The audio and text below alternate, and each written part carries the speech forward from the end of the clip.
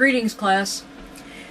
I have a classroom of none today, and that is because my one student that I was going to have has to finish some of the jobs we have lined up. The cold weather is coming on quick here, and people are anxious to get it done, and we're anxious to get paid. So it's been crazy these past few weeks, and so I'm teaching by myself, and I just hope this is acceptable. I am doing a Bible study that we're doing in our Sunday school class, and it's out of the book Searching for Answers, Exploring Difficult Questions About Faith in the Bible. And I chose to do Why Don't We See More Miraculous Signs in the Church Today? This is a study that we haven't covered yet in our book. We're almost there, but haven't quite got there yet, so I thought this would be a good one to cover. Now, I have the viewpoint of there are lots of miracles going on around us that, you know, if you don't see the miracles going on around us, your eyes are shut. I mean, you're just totally shut down because they're all over. But let me start off going by the book here. It says, the worldview of the Bible and the contemporary world is very different, but nowhere is that more evident than signs and miracles. One of the most interesting miracles is recorded in Joshua 10. On that day when the Lord gave the Amorites over to the Israelites, Joshua spoke to the Lord, and he said in the sight of Israel, Sun, stand still at Gibeon, and moon in the valley of Aijalon. And the sun stood still, and the moon stopped, until the nation took vengeance on their enemies. And the Bible is just saturated with miracles all over it. I mean, and it lists some in here. When Elijah went to the destitute widow of Zarephath to feed him, and she not only fed him a handful of meal in a jar and a little oil, she only had a handful of meal in a jar and a little oil and objects to the request. Elijah promises the jar of meal will not be emptied and the jug of oil will not fail until the day that the Lord sends rain on the earth. And that's in 1 Kings 17:14. And another miracle follows when Elijah revives the widow's son. And that's in 1 Kings 17 through 23. And her response was, Now I know that you are a man of God, and the word of the Lord in your mouth is truth. And then it goes on to list several miracles that happen in the New Testament. And of course the greatest one is the resurrection.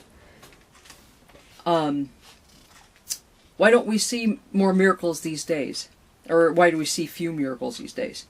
It says, perhaps we could begin to answer this question by looking at one of the most important philosophers of the 18th century, David Hume. He was a Scottish philosopher who attempted to build a philosophy on the basis of experience alone. In fact, Hume felt that nothing should be accounted as knowledge unless it came from experience. He was fiercely anti-religion and atheistic. That seems to be very prevalent these days as well. His most important philosophical work is the inquiry concerning human understanding. He rejected miracles on the basis of the lack of evidence that it was true. And this quotes something he wrote, a miracle is a violation of the laws of nature, and as a firm and unalterable experience has established these laws, the proof against a miracle from the very nature of the fact is as entire as any argument from experience can possibly be imagined. And it talks about the modern period as more prone to skepticism regarding miracles, whether it is on the basis of lack of evidence or a violation of experience. Hume goes on to spell out why it is unwise to believe in miracles.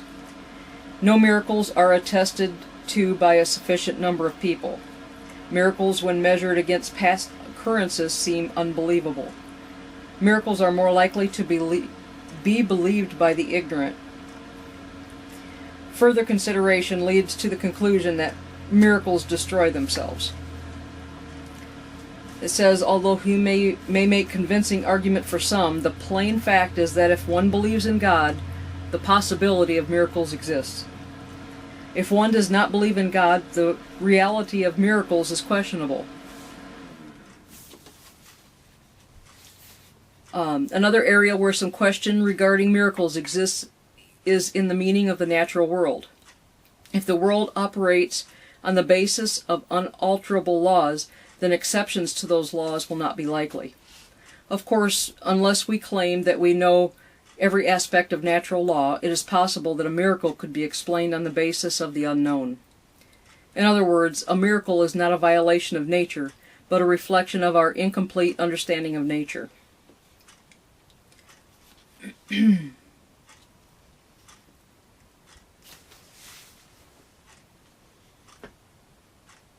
I will say that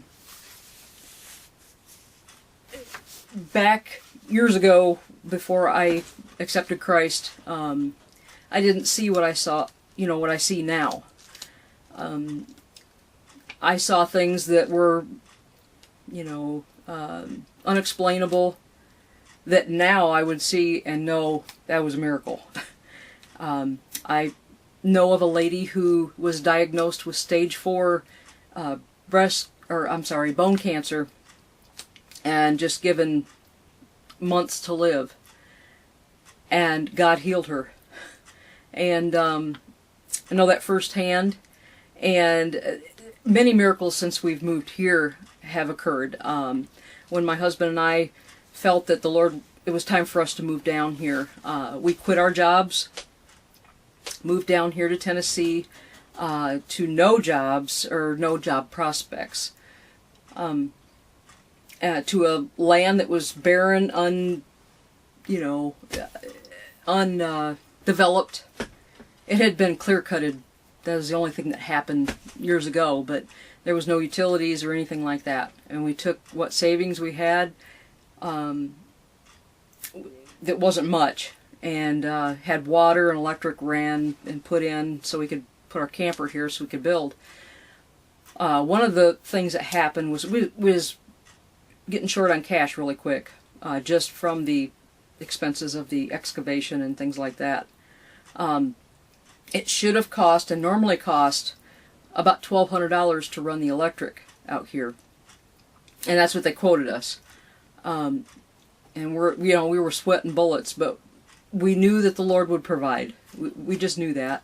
And then our contractor called us one day and said, well, that $1,200 just turned to $50.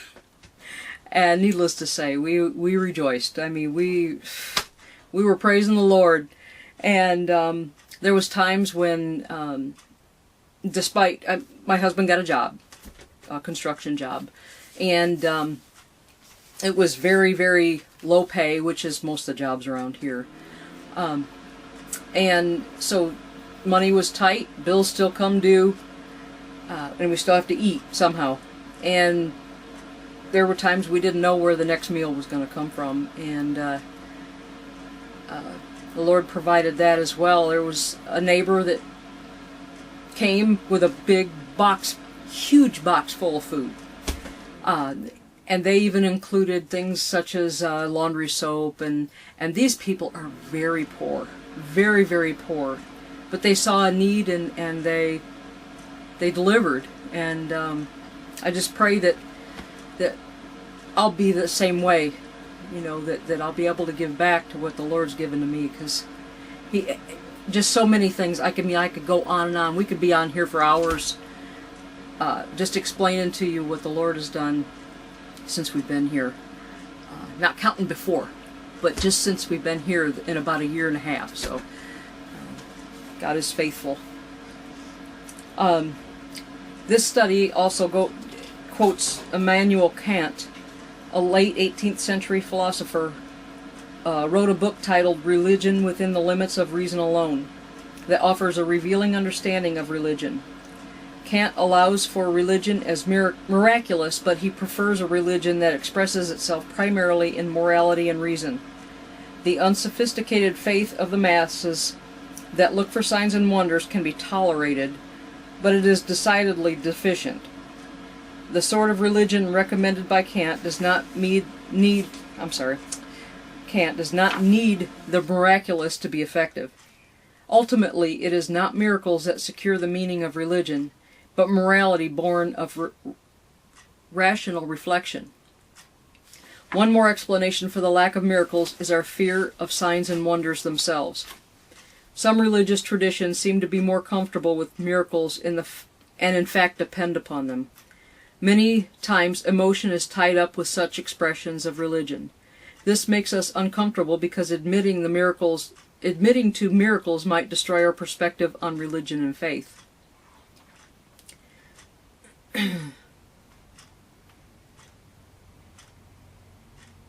And of course, it wants you to reflect on, have you experienced miracles in the past, and what difference did it make for your understanding of God?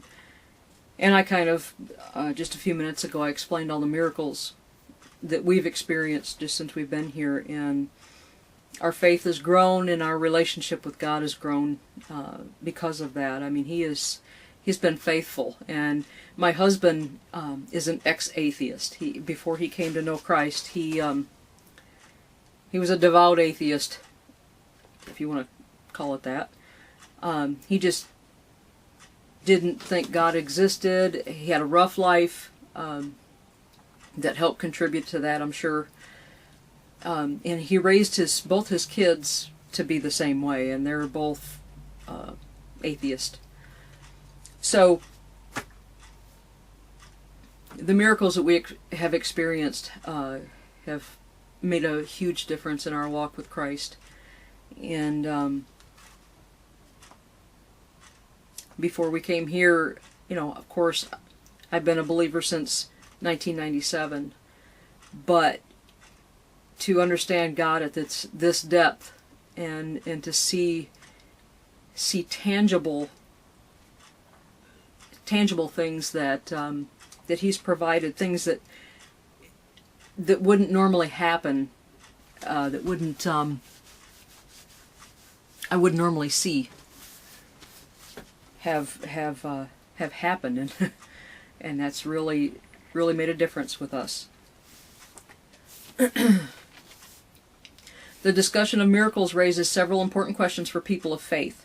First, does education diminish the capacity to see miracles? It is possible to conclude with Kant and others that miracles are to be associated with the uneducated or ignorant person. I'm wondering if that's the other way around, because I don't think that's true. We are known best by our compassion and our service to one another, and not by miracles for a few. Such a formulation forces a false choice between faith and learning. Even reasonable and educated people can see the importance of miracles. The chief reason for this comes down to the capacity of educated people to sense the limits of reason and the power of mystery. It also requires that we understand that no matter how much we know, there is far more yet to be known.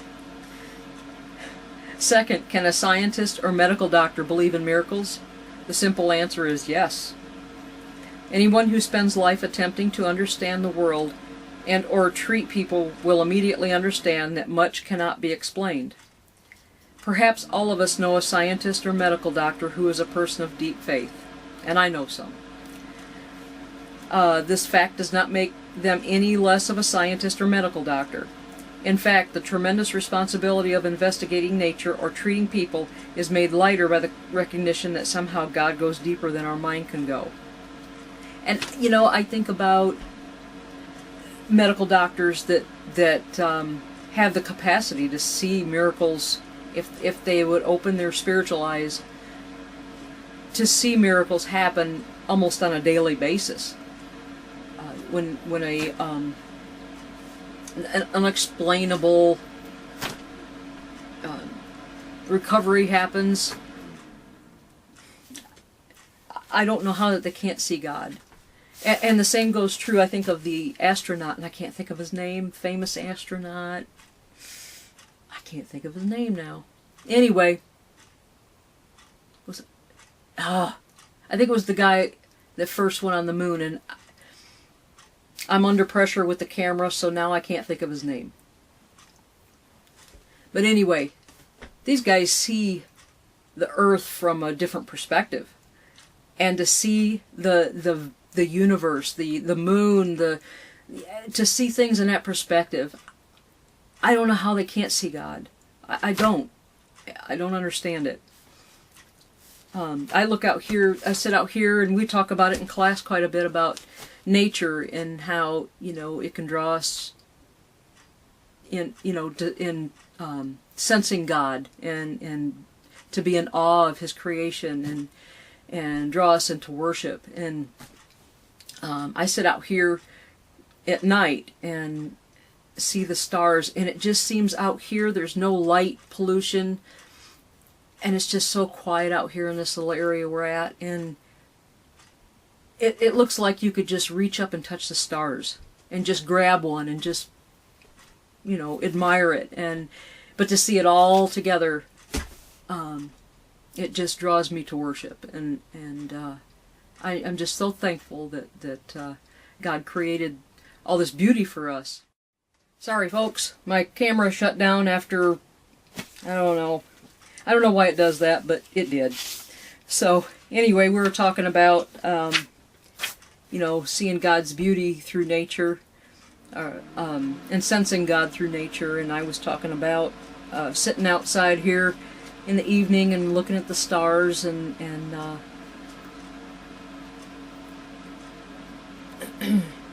I gotta remember where I was going with it though. I got distracted with the camera, sorry.